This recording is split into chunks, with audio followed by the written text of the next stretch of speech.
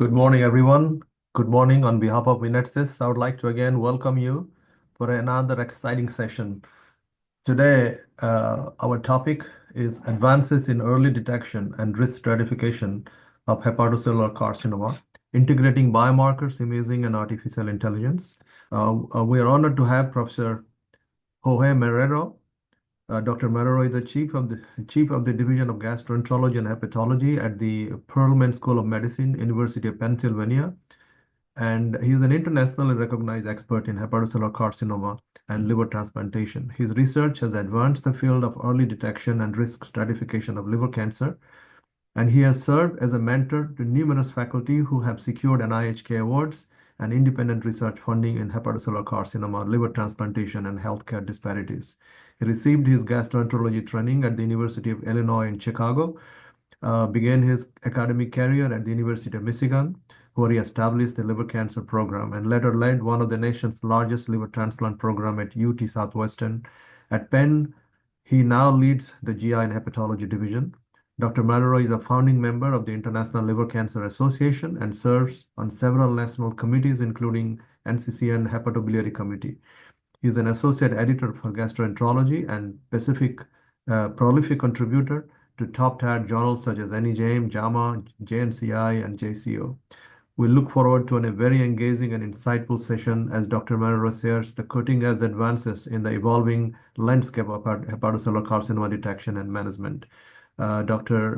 Marrero, over to you. You can now share your screen. Thank you, Sanjaya, for that nice introduction. Let me pull my slides. And can you see the presentation? Yes, we can see your screen. Okay, great. So yeah, as Sanjaya was saying, it's an honor to be here. I'll talk about early detection and risk stratification, some of our work. I'll start with discussing some aspects of the epidemiology that probably is not going to be anything new to this group, and then talk about early detection, risk stratification, and then a summary at the end. So this is the latest WHO data, and you can go to this website, GlobalCan 2022, and play around with the data. So in terms of incidence, of all solid tumors, liver is the sixth most common in the world. The leading is lung cancer. But interestingly, on the right, in terms of mortality, it's basically number 3 in terms of mortality worldwide. So it's a big problem, an important healthcare problem throughout the world. One of the important aspects of this data is that in terms of the incidence and mortality, on the left is incidence. When the incidence is broken down between males and females, there's a male predominance in this disease. This is one of the most important risk factors, as you see here, not only in Asia, but in Europe, Africa, Latin America. So it's kind of, this ratio is kind of very strong, but stronger in Asian countries. On the right, as you see in terms of the incidence in blue and mortality in red, as you see here, it basically affects mostly Asian countries and African. And in a lot of these countries, the incidence approximates the mortality. So in a lot of countries, basically it's a highly lethal tumor. And meaning that a lot of patients are dying without early detection, without identification of the risk factors. So it is a big problem in terms of detecting those at the highest risk. So that's one of the issues with this tumor, that the incidence approximates the mortality. So we have to have different interventions and better interventions to detect the high-risk group in order to change these equations of incidence and mortality. In the United States, this is data from the SEER database. And again, you can go to this website, seer.cancer.gov, and it will give you the latest data. So the latest data in the United States is around 42,000 patients are expected this year in 2025 in terms of estimation. It is an estimated 30,000 deaths. And if you see the trend over time in the light green, the incidence peaked in 2012 in the United States, and now we're seeing a decrease in incidence. Mortality is a steady rise over time. It's kind of plateauing over the last several years. But again, it highlights the incidence rate and the estimated number of cancer deaths are kind of getting closer together. And again, this means that a lot of the patients are not being identified. Those at risk are not being identified. And with the 5-year data only being 22%. And this is a recent review, and there are multiple reviews that show the etiological agents. So as I mentioned, worldwide, male is the predominant risk factors, but also the etiology of liver disease. So if you go to Japan, it was mostly Hep C. In East and Southern Asia, you have more hepatitis B in the orange colors, with some hepatitis C and hepatitis B. In Africa, it's mostly in Northern Africa, Hep C, but then in Southern Africa, it's more hepatitis B. And again, the US and Europe, and mostly hepatitis C. So it's kind of variable throughout the world, but obviously the countries with the highest incidence is in Asian countries and Sub-Saharan Africa in terms of more incidence and in terms of the etiological causes. So there's a geographic variation in terms on the drivers of that of this cancer. This is from a snapshot for those that are undergo listing for liver transplant in the United States. And we're living in a change on the epidemiology of those at risk for liver cancer and the epidemiology of those with cirrhosis that gone on to be listed for liver transplant. So in green, you see is Hep C. Those listed for hepatitis C has dramatically reduced. And again, this reduction started around 2012, consistent with the data that I showed earlier. And now in this fuchsia color is now alcohol liver disease as the top cause for listing.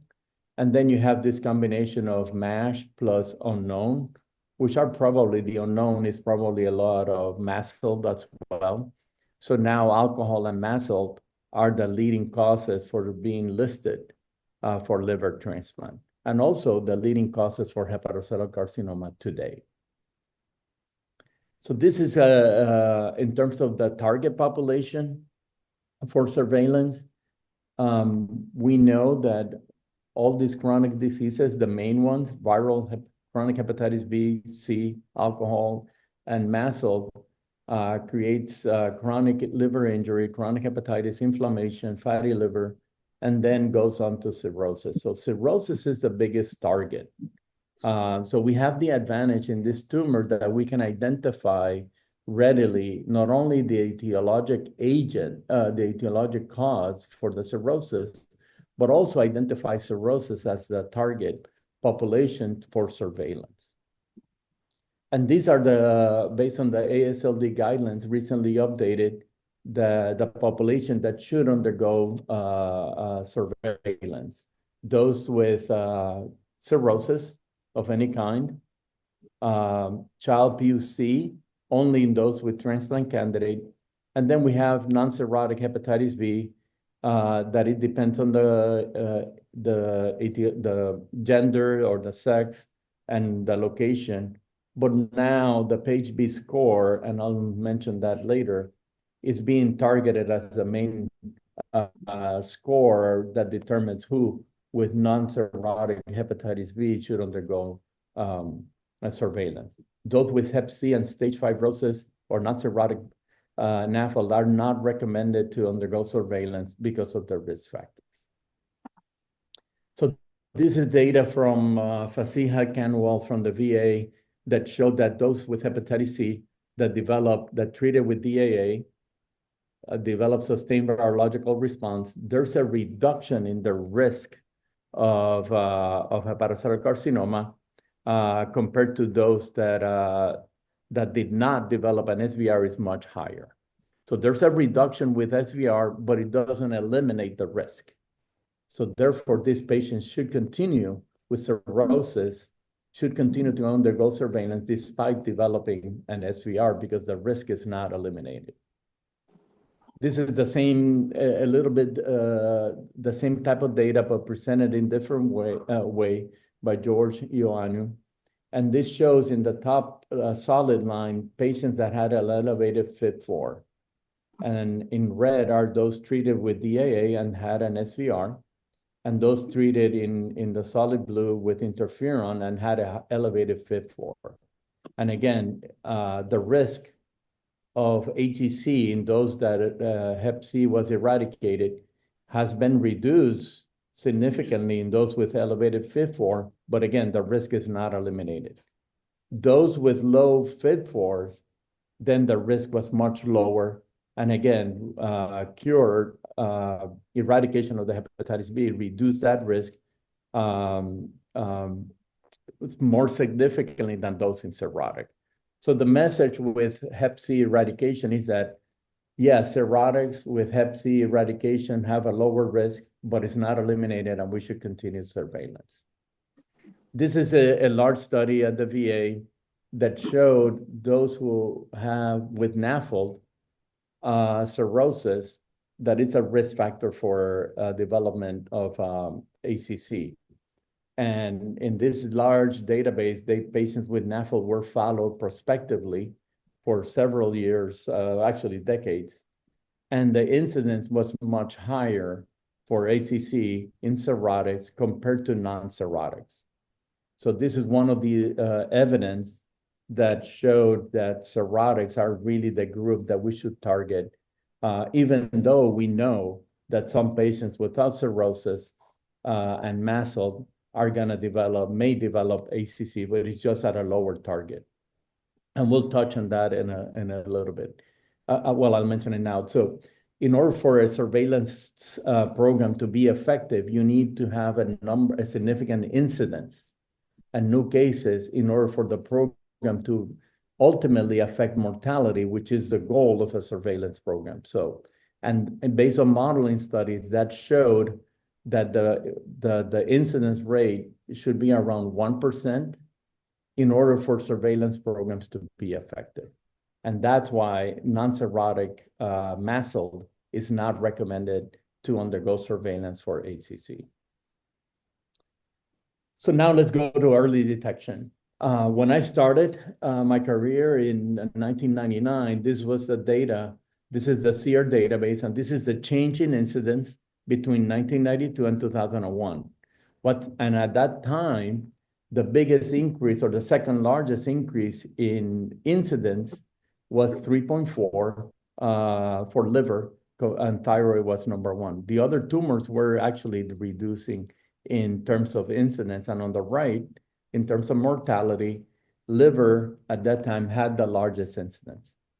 And at that time, we had no surveillance programs. AFP was mainly used, very limited data. There was no great treatment for hepatitis C. And the active hepatitis C was a confounder for AFP. So at that time, those patients with active viral hepatitis C had an elevated AFP and made it a confounder in terms of the performance. Ultrasound was used sparingly, no guidelines existed, and the diagnostic criteria for ACC actually was pretty poor. So this is the 2005 AASLD guidelines, the first guidelines for ACC that were done. And the surveillance at that time was recommended to be ultrasound, and AFP should not be used alone. And really, this was based on very little data, these kind of recommendations. So, and at that same guidelines, this was the diagnostic criteria in 2005 for ACC. Basically, a typical vascular pattern, basically an enhancement on vascular imaging or an elevated AFP. And we know that that criteria had very little sensitivity and specificity. So one of our radiologists in our group at the University of Michigan made the observation that not only you have enhancement of a tumor in the arterial phase, but you also had washout. And that was described in 2003. And then that kind of became validated, and then arterial enhancement and washout became part of the feature of the diagnosis of ACC.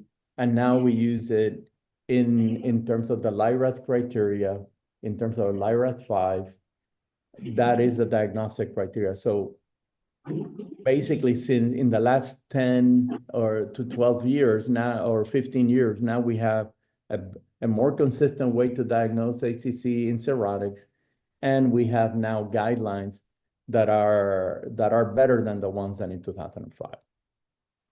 So this is the basis of the efficacy of a surveillance program in ACC. This is a randomized trial in Shanghai, 20,000 patients. Half of them were randomized to AFP and ultrasound, and the other half to no surveillance. And it was a stratified model that clinics around Shanghai were randomized. These were patients with chronic hepatitis B. And as you see, 86 cases in the screening group, 67.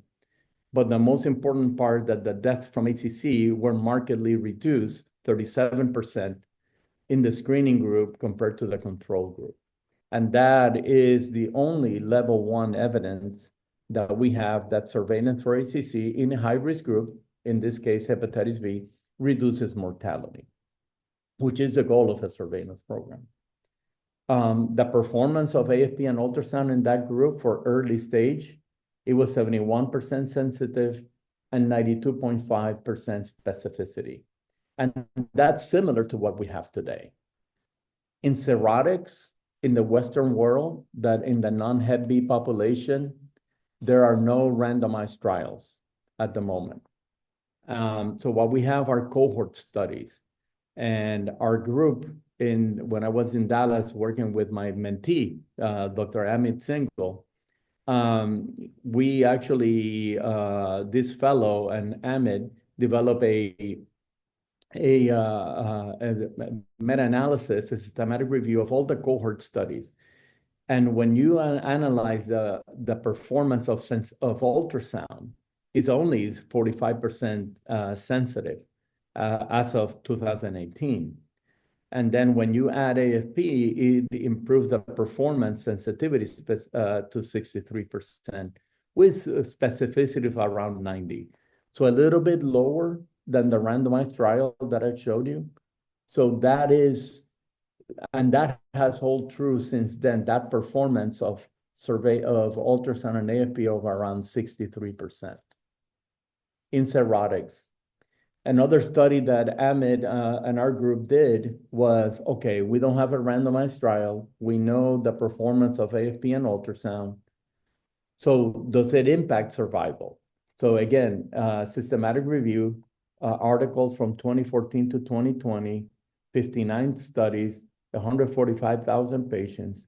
And what we found is that surveillance is associated with early stage detection, received a curative therapy, and then it improves overall survival based on this systematic review. Some people say that early stage detection cannot be used as a surrogate for survival, but we found that surveillance was associated with all of this. There were some harms that I'll discuss later. So this is kind of the state at the moment. We have systematic review meta-analysis, which is the second best level of evidence besides a randomized trial, showing the performance of AFP and ultrasound. And despite that performance of sensitivity of AFP and ultrasound, 63%, it does improve early detection, receive a curative therapy, and overall survival. So that's kind of the stage, and that's why it's recommended. So surveillance, as well as for ACC, as well as for other tumors, can improve harms. In terms of this retrospective cohort that we did in Dallas, surveillance was associated with a benefit, right? 70% of patients had early stage tumors, and that's a benefit because you can cure them. And there were harms observed in 28%, and 10% had moderate severe harm associated with liver biopsy, an MRI, and other complications. So just to keep in mind that, yes, there are benefits to surveillance, but there are harms. And there are other harms, such as like indirect cost, time off of work, transportation. So these are things that we have to pay attention when we discuss HCC surveillance with patients. And the other thing we found was that it appears that the harms with ultrasound were a little bit higher than those with AFP alone in this retrospective data. So one of the things that we've been interested, Amit and I, and Amit has done a lot of this work, is kind of how can we improve ACC detection? And this is a quality in cancer care continuum, from risk assessment, primary prevention, detection, diagnosis, and cancer treatment. So we've been focusing on the earlier, how can we identify the risk assessment, primary prevention, detection. And this is one of our early studies that showed that a lot of the patients, and this is in tertiary and in a safety net hospital, that a significant part of the problem is inability of the people in the medical care to recognize who has cirrhosis and identify the risk in order to promote surveillance. Some lack the inability to identify liver disease, but identify those are the highest risk. Those with cirrhosis is the biggest problem out there. In terms of failure to screen, this is a survey of different providers. And we did providers at a safety net at Parkland in Dallas and in a tertiary hospital. And this is what we got back, that there's a lack of knowledge about guidelines in terms of surveillance for HCC. There's a significant competing interest in clinic for both GI doctors and internal medicine, primary care doctors. There's lack of time in clinic to address that, right? There's competing interests and lack of time to do that. There's colon cancer screening, hypertension, diabetes management, and so forth. Difficult recognizing at-risk patient, identify who has cirrhosis, ultrasound capacity, and a lot of primary care feel that this is a subspecialty issue, not a primary care issue. So there are significant barriers for providers to recognize those that should undergo HCC surveillance. Also, patients. We survey patients, and what they say, the biggest barrier to HCC surveillance is the scheduling process. It's on them, and sometimes it's hard to do. The cost, depending if you go to a hospital-based ultrasound or blood test versus where insurance requires you to go outside of the main medical center, uncertainty where to go, and transportation. Those were the biggest items that patients perceive were barriers for HCC. So there are significant barriers on the medical provider side as well as the patient side. And failure to detect, that's also an issue. We have an imperfect test, and this is a study that has been done to assess the ultrasound quality in terms of the visualization. And in terms of an adequate exam, about 66% in this study showed that the quality of ultrasound and visualization was adequate. Most of a significant portion, a third, actually have likely or an inadequate ultrasound examination. So about a third of patients, the ultrasound examination is inadequate. And that affects the efficacy, impacts the efficacy of surveillance. To me, this is the biggest problem, is the utilization of surveillance of patients with cirrhosis. How many actually undergo surveillance? And this is a review. And if you do clinical cohorts up here, the surveillance utilization for those at risk or cirrhotics is actually between 6% and 24%, which is pretty low. If you go to administrative databases, and there are several studies, mostly in the US and one from Taiwan, the adherence of surveillance in those at risk varies highly, from 2% all the way up to 26%. That's a big problem that we have, that yes, in liver transplant centers, the adherence is very high, but a liver transplant center or tertiary center can see maybe, 3,000, 5,000 patients with cirrhosis. The majority of cirrhotics do not go to a tertiary center. And so therefore, we need a better way to promote the surveillance of those at risk for HCC, because it's currently, based on these reviews and others, it's not happening, or it's very low. So one of these, there have been strategies, population-based interventions that have been tried. And this is one that Amit pioneered when we were in Dallas at Parkland Hospital at Safety Net. So he created an algorithm to identify cirrhotics from EPIC, an EPIC-based algorithm. And that was validated. And using that algorithm, he did a randomized trial of usual care. The patient comes to clinic and gets an order. Outreach alone, so there was a letter that was sent, and a third arm of this randomized trial of outreach plus patient navigation, 600 in each arm.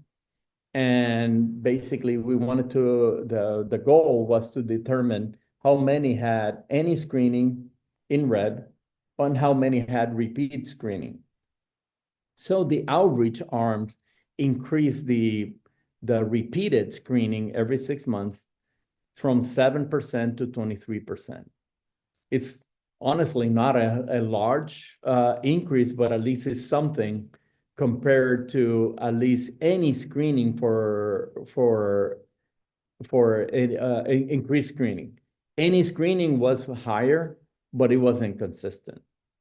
So at least this is a possibility. And there are other similar studies out there that utilize the EMR and EPIC and other electronic medical records to try to improve, identify these patients, create alarms or other forms of methods to identifying these at-risk patients.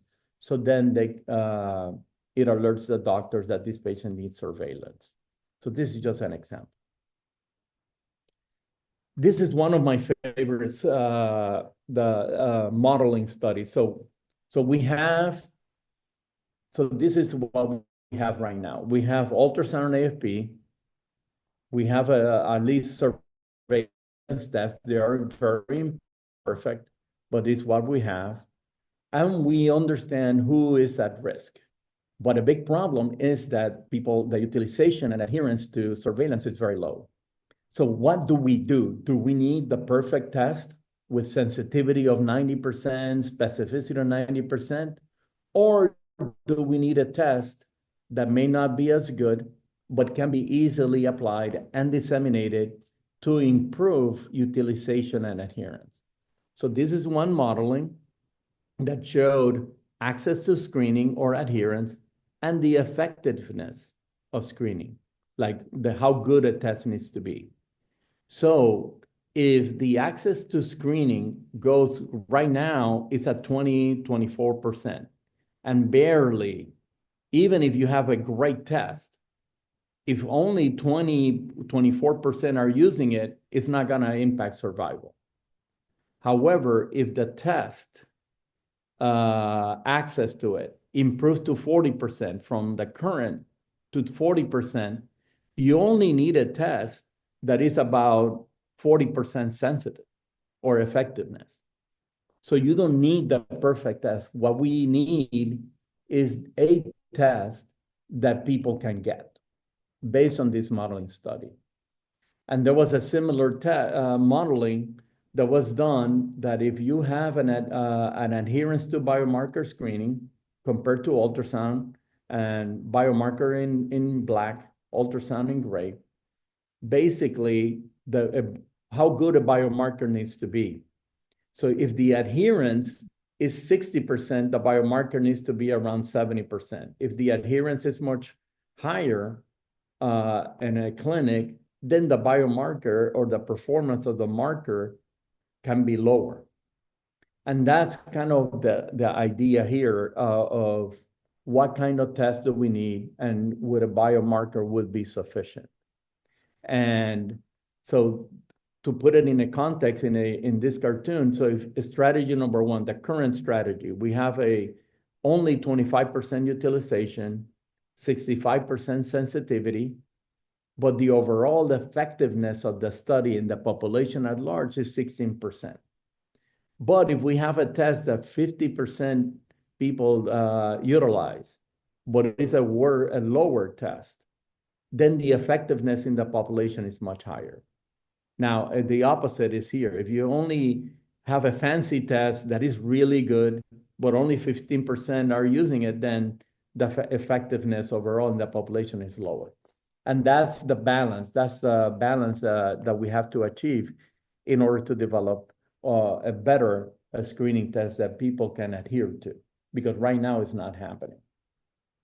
And again, I show you this is what a biomarker needs to be, 63%, or any strategy for that matter. So this is where the NCI has developed, the National Cancer Institute, different phases of biomarker development, preclinical, phase 1, case control, phase 2 to see if it works, and then a retrospective longitudinal trial. And these are patients that are followed, and then you can go back to know who developed cancer and test the markers prior to the development of cancer, and then doing a phase 3. I'm going to show you some data of phase 2, phase 3, and then a study of phase 4 and 5 that we're currently doing. So this is a phase 2 of that we did back in 2009, that 200 patients with early stage cancer and 400 cirrhotics. We compare all these biomarkers, and really AFP had the best sensitivity, even though it was not tremendous, but it was the best of all of 3. Then subsequent to that, Phil Johnson created the GALAD score using age, sex, AFP, AFPL3, and DCP, and he combined them. And this is there have been some different validation study, but in this large validation of 300 patients and 385 non-cancer, basically he showed a sensitivity of a very high sensitivity and specificity at this cutoff. So the GALAD score was something that was interesting. Then our group and Amit led this study, tried to validate GALAD and compare GALAD with all these other markers that have been around. And for early stage, basically, especially prior to the development of cancer, GALAD score was the best, even though AFPL3 also was significantly elevated. So this was a validation, a mini validation of GALAD in patients with cirrhosis. And then we just published this year our phase 3 large-scale validation. This is 1,700 patients that were followed over a period of 7 years, 110 developed HCC, and we had the ability to go back in time. So this is the ROC and of GALAD versus AFP, and then at each time point, 3 months prior, within 6 months, and 12 months prior to the development of cancer. And at every time, GALAD was much better than the AFP. And this is a sensitivity and specificity, or the sensitivity and the specificity in the dotted line of 82%. One of the things that we did in this trial is what's specificity, because it's such a lethal tumor with a high degree of death rate. So we thought that it's better to lower the specificity in order to maximize the sensitivity in this study.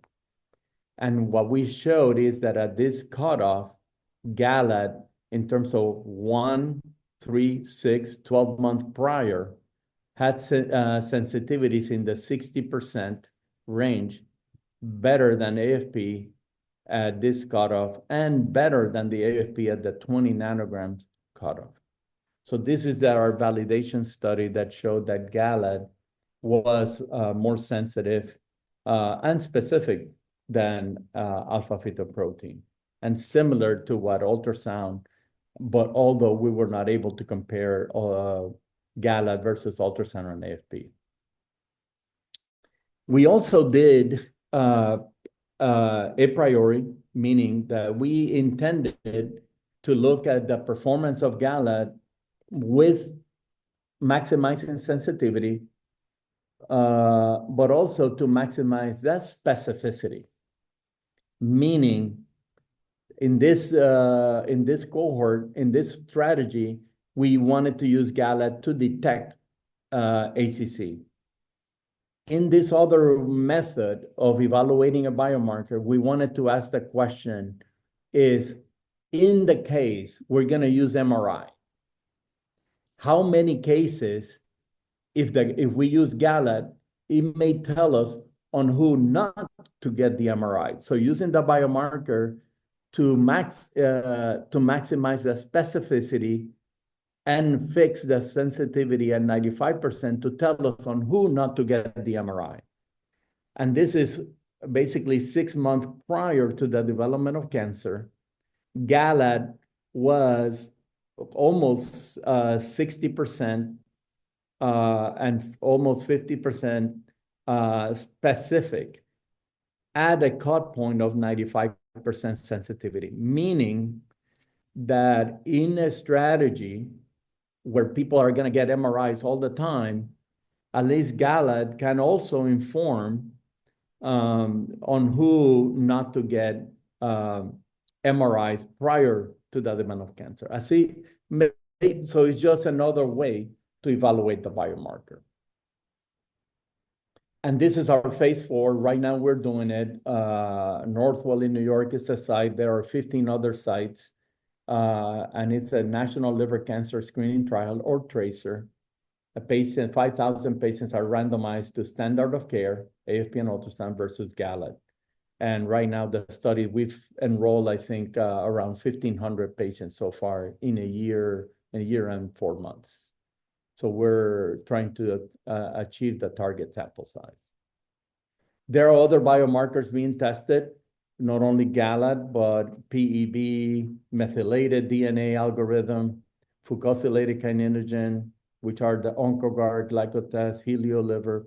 So there's a lot of activity in terms of validating novel markers for HCC, and especially looking at liquid biopsy.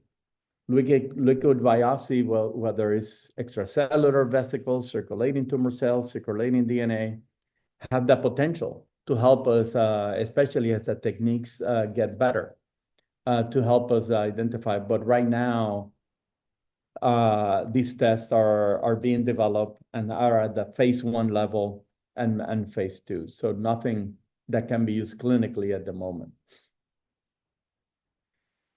Going to the MRI question, this is from the AASLD guidelines that we wrote back in 2018. This is a systematic review.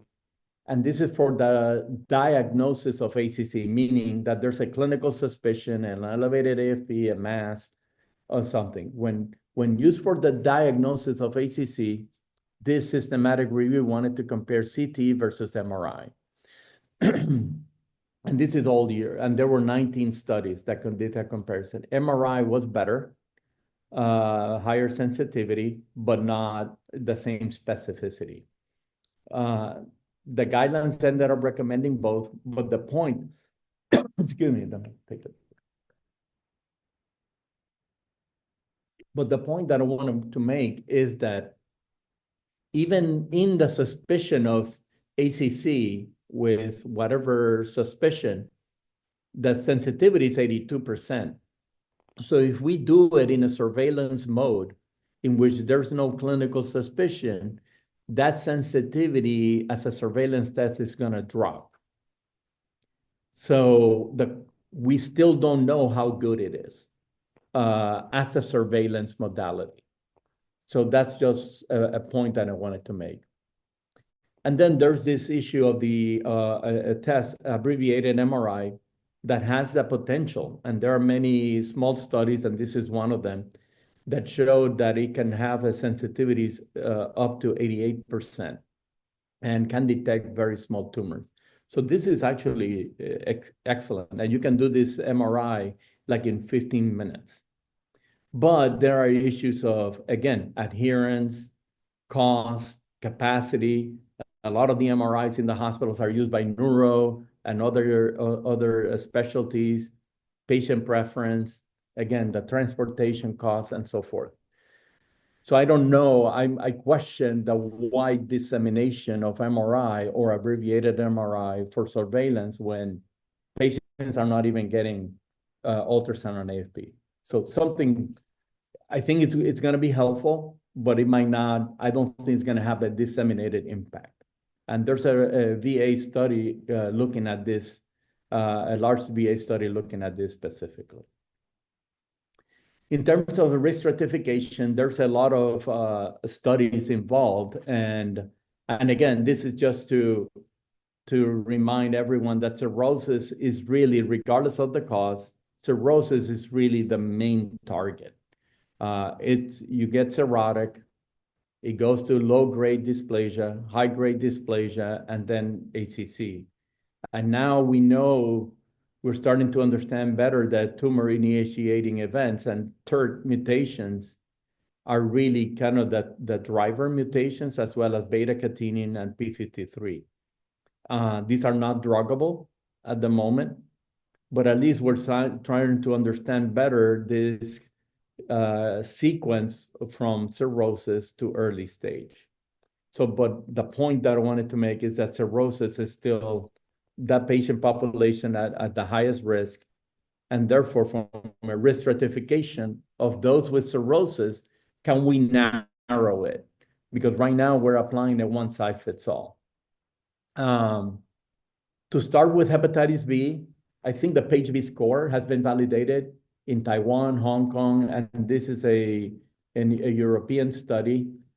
And it shows nicely that if you have a high risk score, basically, especially 18, it identifies the high risk group.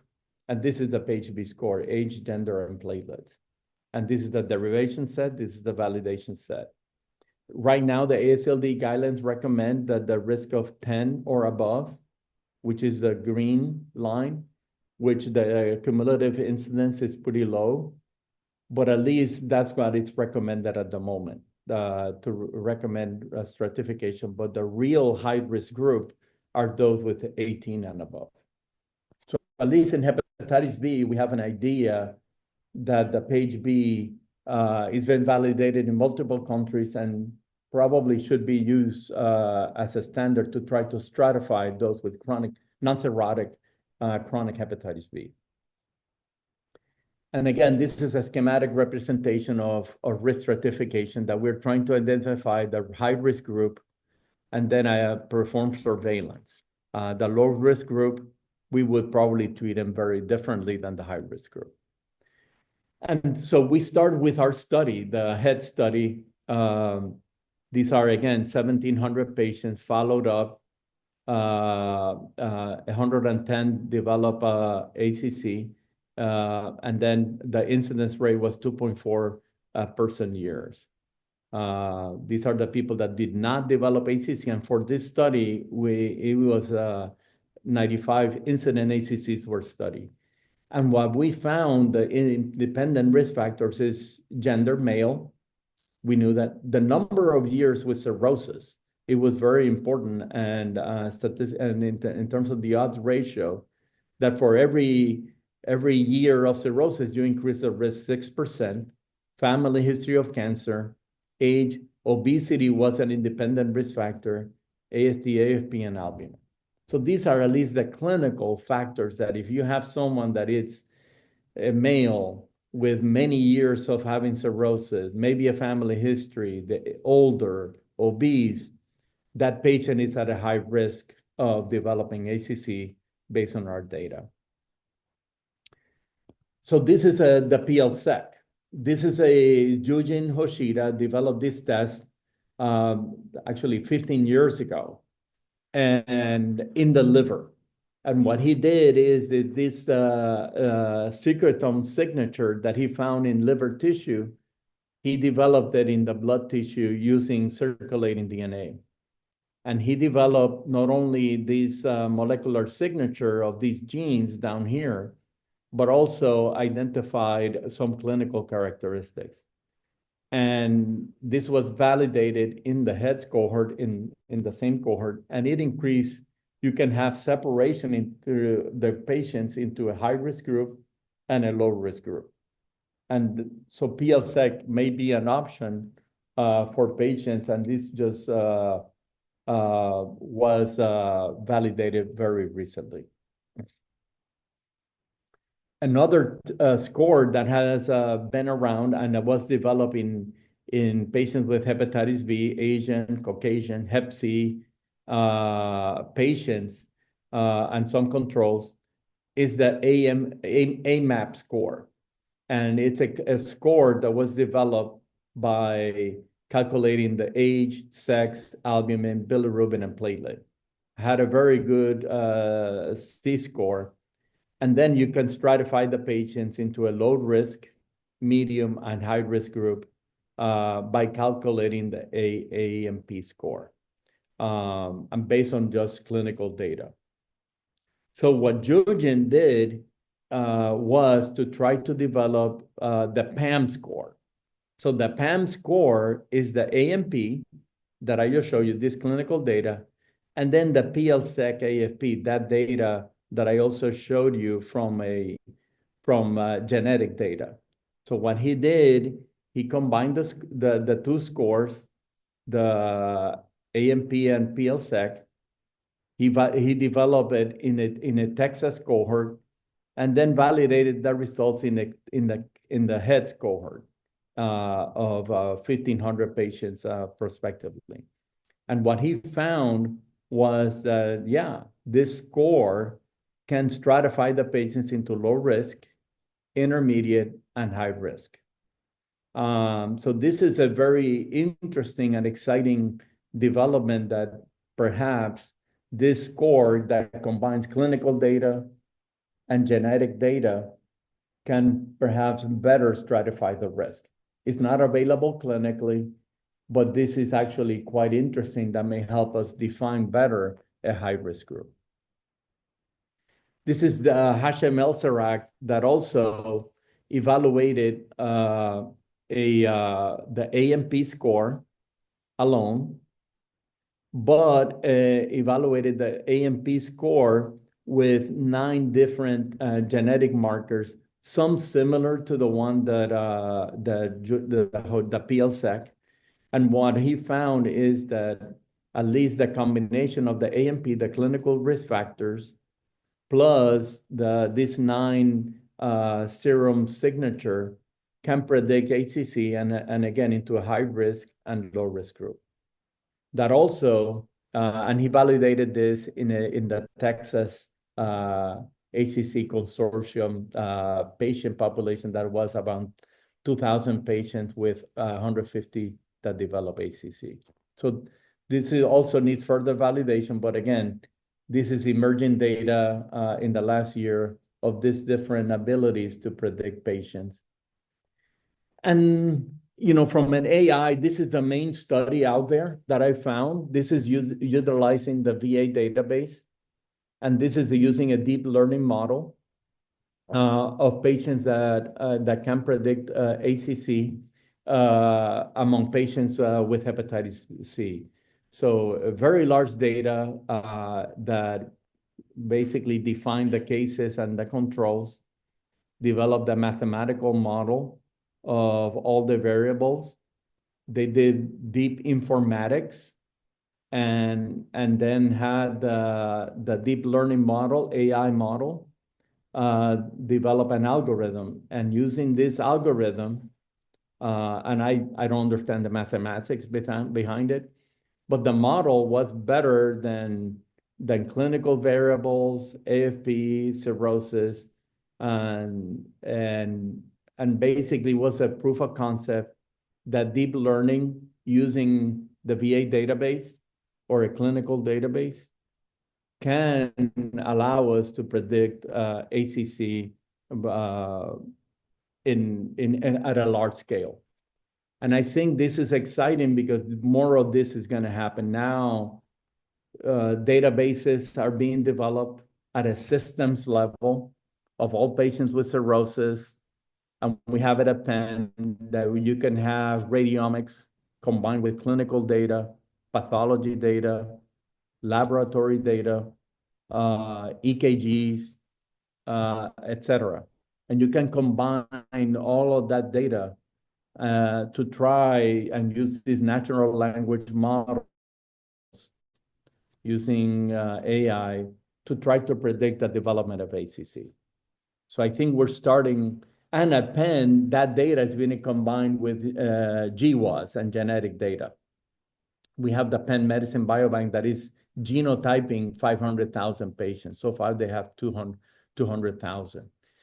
So when you combine genetic data, clinical data, radiomics, and other types of data, it has the potential to really revolutionize what we've been doing so far. So again, too early to tell, but I think the future is going to tell us this in more detail.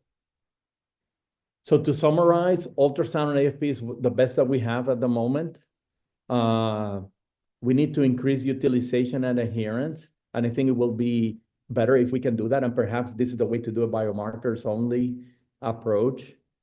We showed that GALAD is more sensitive than AFP and is undergoing validation and comparison to ultrasound and AFP.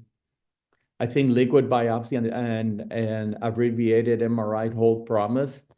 Again, the question is, how do we utilize it and have all patients access to at risk in order to improve outcomes and mortality specifically? Now we are starting to see more risk stratification tools in ACC, and I think in the next few years, we're going to be able to identify this. But the real excitement is in this natural language models, machine learning, AI, large data. Can that be utilized and do informatics, an informatics approach? Will that be better than what we have? And I think it will be. So right now, it's just not ready for prime time. So thank you very much. I hope this was useful, and I'll be happy to take any questions and have a discussion about the data presented. Thank you very much.